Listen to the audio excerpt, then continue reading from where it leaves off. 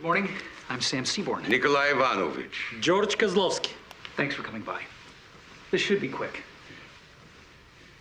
Let me first say that President Bartlett's looking forward to meeting President Chigorin and having a mutually productive meeting. Mr. Seaborn, we understood that the protocol arrangements had been finalized by the advanced teams in Helsinki. That's right, but there are points I'd like to revisit. My thinking being I could relay my concerns to you at the embassy and you could send them on to Moscow and hopefully get an answer quickly because we're coming down to it now. I'm sorry, It's coming up quickly. The summit. It's Saturday and this is Monday. Oh, yes, yes. We've agreed to a consecutive translation. Yes? I'd like to change that to a simultaneous translation. They prefer that the two leaders pause while the remarks are rendered into the particular language. President Bartlett has a rhythm to his speaking pattern that's best if it's uninterrupted. That's the only reason I bring it up. We'll pass that over. I'm sorry, pass it on? Yes. I'm sorry, it's just that one is good and one is bad. We'd already agreed on the Grand Salon in Finlandia Hall for the 6 o'clock meeting, and I wanted to change that to the Hall of Flags. Hall of Flags. Didn't we agree 3 o'clock for that meeting? It's funny you should mention that. I'm sorry? It's funny. It's a coincidence that you should happen to mention the time of the meeting. See, President Chigorin only has to fly through one time zone. President Bartlett has to fly through 7.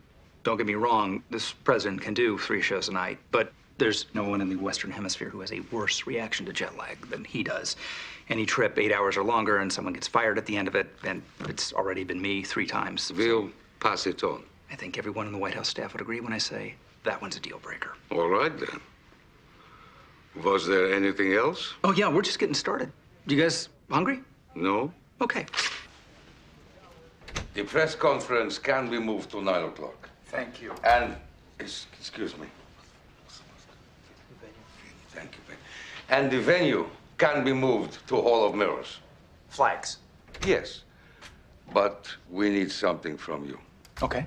On his arrival and during outdoor photograph opportunity, President Bartlett must wear overcoat. A coat? He must wear coat.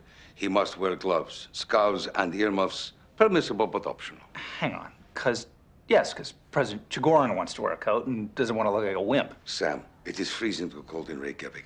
It is freezing too cold in Helsinki. It is freezing too cold in Stad. Why must every American president bound out of an automobile like as at a yacht club, while in while in comparison, our leader looks like, I don't even know what word is. Frumpy? I don't know what frumpy is, but onomatopoetically sounds right. It's hard not to like a guy who doesn't know frumpy but knows onomatopoeia. I'll talk to the president about the coat. We'll have a final meeting tomorrow on the last points, and that'll be that. Thank you, sir. Thank you.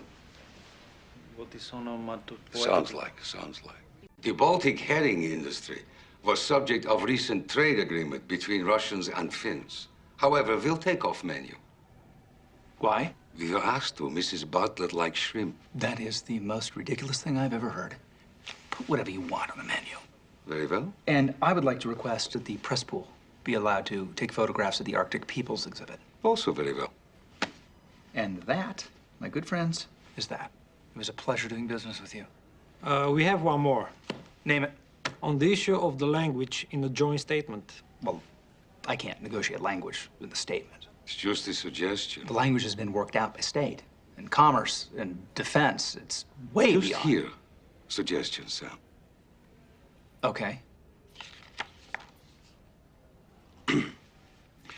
Both President Chigorin and myself agree that we must enter 21st century as partners and friends, not as adversaries. We must lead way in stemming tide of nuclear proliferation, and we must start with ourselves. For why should 2 nations still possess power to destroy each other 10 times over? Surely once is enough. Whose idea was this? Mine? Who wrote it?